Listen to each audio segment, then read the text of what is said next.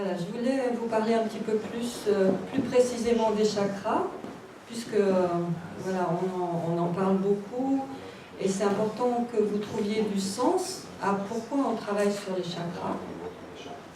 Ça permet aussi d'expliquer la polarité féminine et la polarité masculine.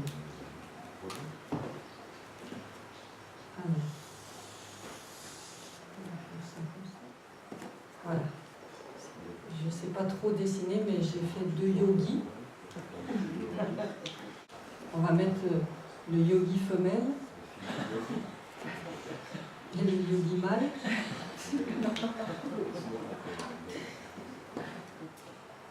Ce qui va déterminer l'essence du masculin, la polarité du masculin, c'est l'énergie des chakras et sur quel chakra est polarisée l'énergie masculine.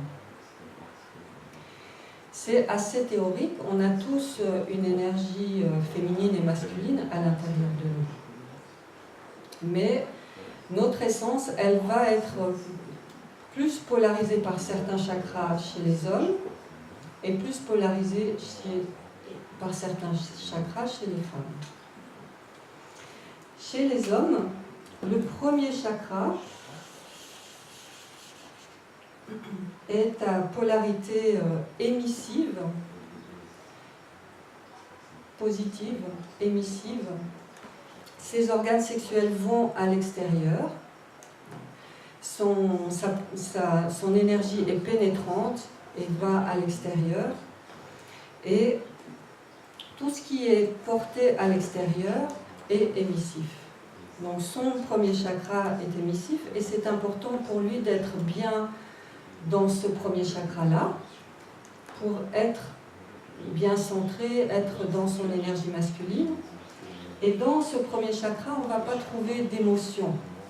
On va trouver une capacité à trouver sa place, à avoir une saine agressivité.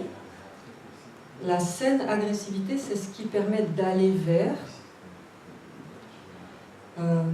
d'être porté vers, d'être pénétrant. Et je dis saine agressivité parce que c'est ce qui propulse vers l'avant. Si l'homme a de la peine à trouver sa place, si c'est pas très clair dans ce premier chakra, il y aura une autre forme d'agressivité qui peut se traduire par de la violence, de la colère. Si il y a beaucoup de choses qui sont frustrées dans ce premier chakra et pas exprimées d'une manière saine, ben, ça va virer vers quelque chose de malsain au niveau de l'agressivité, mais il y a besoin de cette agressivité pour être propulsé vers l'avant. En soi, c'est une très bonne énergie. Si l'homme veut partir à la guerre ou chasser, il a besoin de cette énergie-là. Et il ne peut pas y avoir d'émotionnel dans ce chakra-là, sinon il ne part pas à la guerre ou il ne part pas chasser. C'est une énergie assez froide qui lui permet d'être propulsé sans trop d'état émotionnel. L'autre chakra qui est émissif chez l'homme, c'est le plexus solaire. Et le plexus solaire permet de prendre des décisions. Décider, ça veut dire couper. Donc il ne peut pas y avoir d'émotionnel pour couper, pour décider. Il y a un moment où on doit dire oui, où on doit dire non, où on doit prendre des décisions. Et une fois que la décision est prise, voilà, on ne revient pas dessus, parce que c'est important. Donc on voit dans le premier chakra, il est propulsé vers l'avant. Dans le deuxième chakra, il décide, il s'affirme. Et le chakra de la gorge est aussi émissif. C'est un moyen d'expression. D'ailleurs, il a la pomme d'Adam que nous n'avons pas, les femmes. Et c'est ce qui rend ce chakra émissif. Donc il va avancer dans la vie, il va prendre des décisions, il va exprimer certaines choses, il peut faire voilà, des discours, des conférences, des enseignements, etc. dans une certaine logique. Mais dans ces trois chakras-là, il n'y a pas d'émotionnel, et c'est des chakras qui sont axés sur le faire et sur l'action.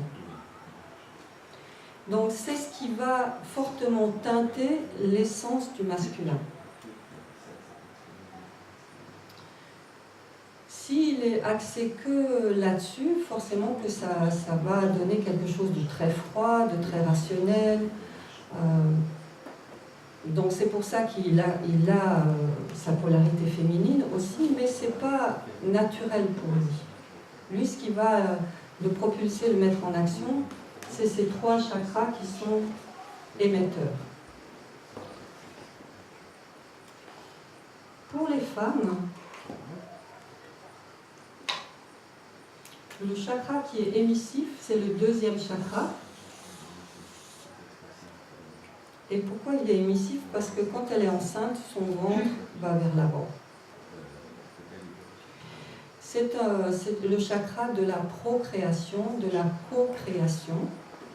La femme, elle est faite pour créer en permanence. Et son utérus est fait pour ça.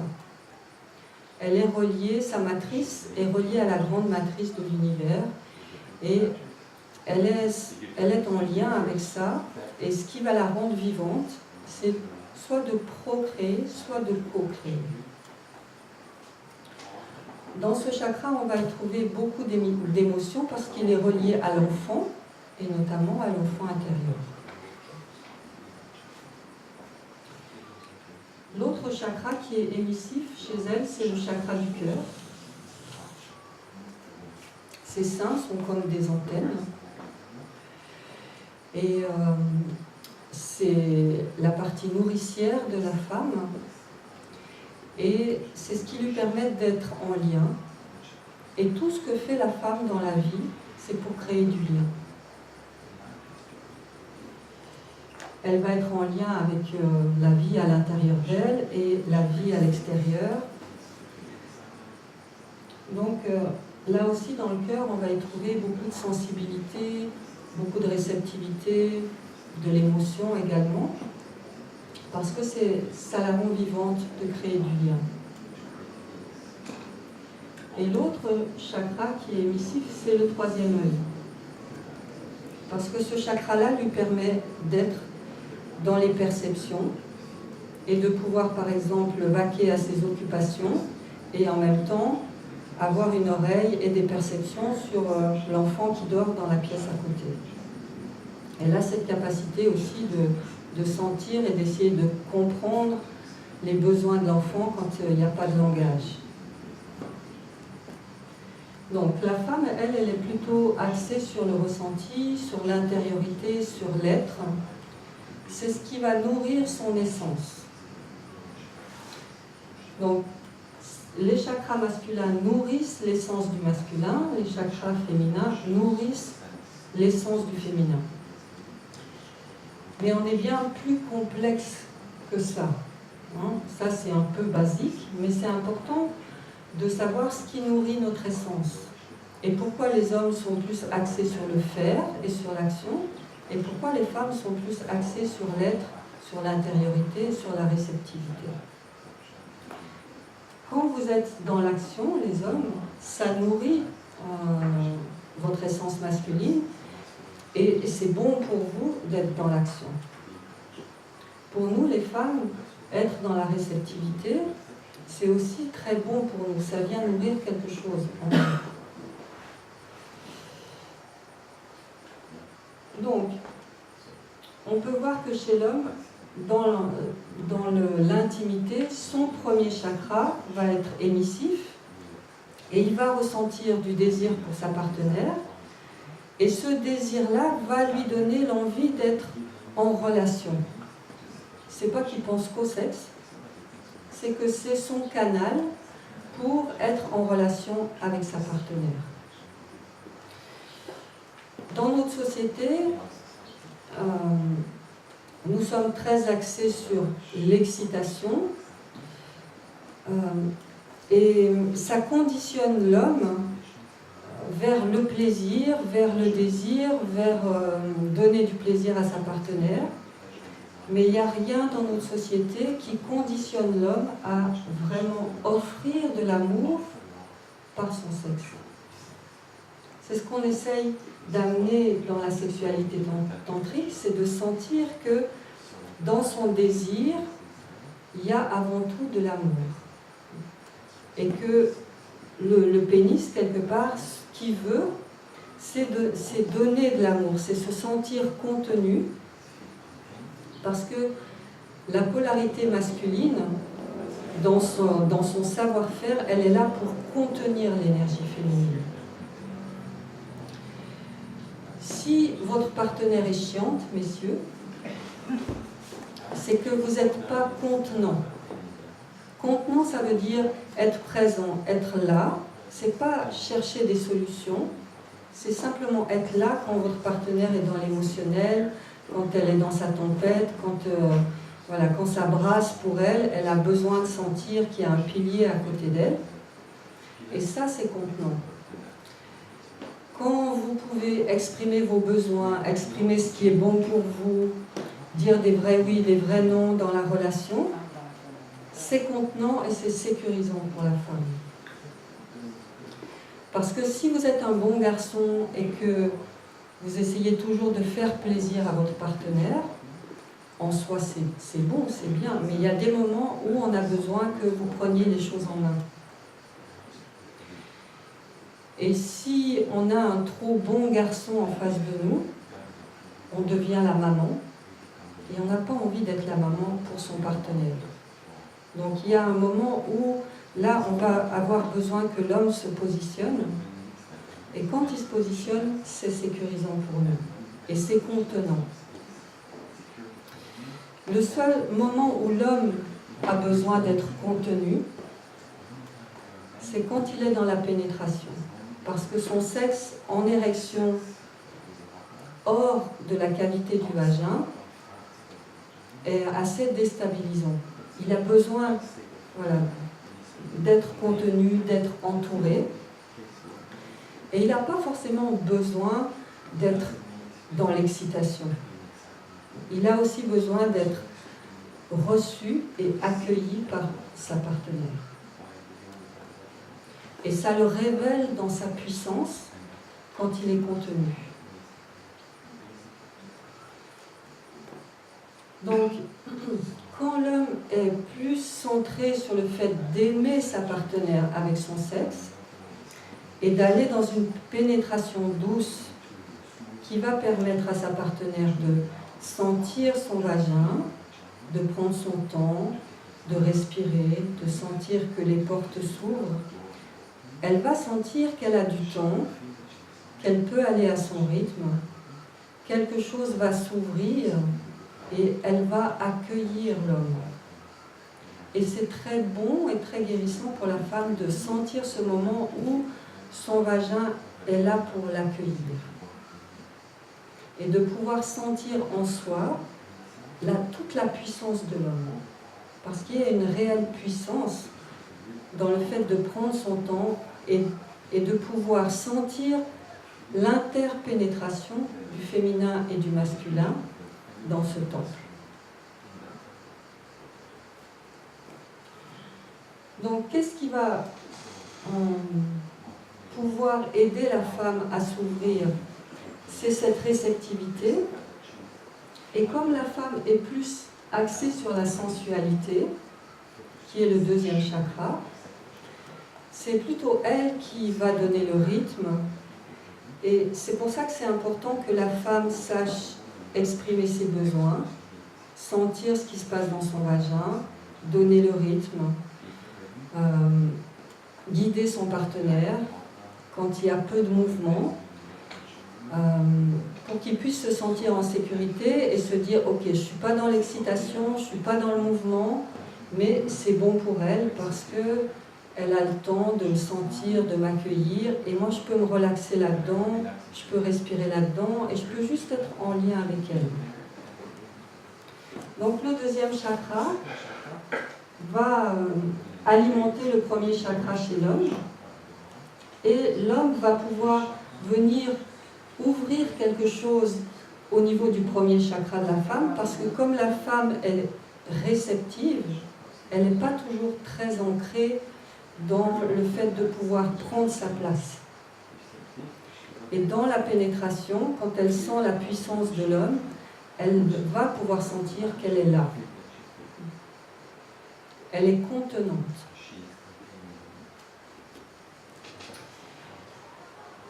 Le chakra du cœur, chez l'homme, ne s'ouvre pas facilement parce que ça le met dans la vulnérabilité et ça peut déstabiliser sa capacité à faire les choses. Parce qu'il devient beaucoup plus réceptif et c'est difficile de faire en étant réceptif. Parce que ce n'est pas la même action. Donc pour lui, ce n'est pas évident, c'est quelque chose à apprivoiser. Mais la femme, elle a besoin de sentir qu'elle peut pénétrer le cœur de l'homme. Que le cœur de l'homme peut être une cavité réceptive, parce que si elle ne peut jamais pénétrer le cœur de l'homme, il y a quelque chose qui va se fermer dans son vagin. Imaginez qu'un homme puisse jamais pénétrer sa partenaire. Ben pour nous, les femmes, au niveau du cœur, c'est la même chose. Si on sent qu'en face, il y a l'armure et que l'énergie rebondit et qu'il n'y a pas d'ouverture, pas de capacité de pénétration, elle devient très émotionnelle. Et quelque chose se ferme dans son vagin. Et elle aura moins de désir pour son partenaire parce qu'il y a un moment où elle va sentir qu'elle est au bord de la route. On peut faire du sexe, certes, mais il y a quelque chose dans son cœur qui n'est pas nourri. Et l'homme, quelque part, il aspire aussi à ce lien. Quand il a du désir pour sa partenaire, il y a quelque chose en lui qui aspire à avoir cette connexion, à avoir ce lien, mais de lui-même, il ne connaît pas forcément la porte d'entrée. Donc l'homme est fait pour initier la femme au sexe, c'est-à-dire qu'en pouvant amener son amour dans le vagin de sa partenaire et que l'amour puisse avoir lieu dans cet étage-là, il va se sentir accueilli et il va ouvrir son cœur. Et quand l'homme ouvre son cœur, la femme ouvre son sexe.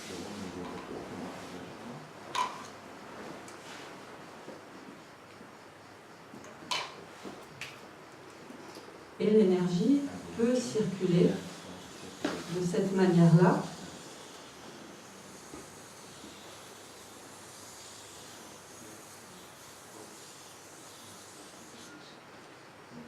Et ce qui va devenir nourrissant, aussi bien pour l'homme que pour la femme, c'est qu'il va sentir cette complétude. C'est-à-dire que ça va pouvoir s'ouvrir chez lui, ça va pouvoir s'ouvrir chez elle à tous les étages. Et c'est ça, cette sensation d'être nourri en profondeur.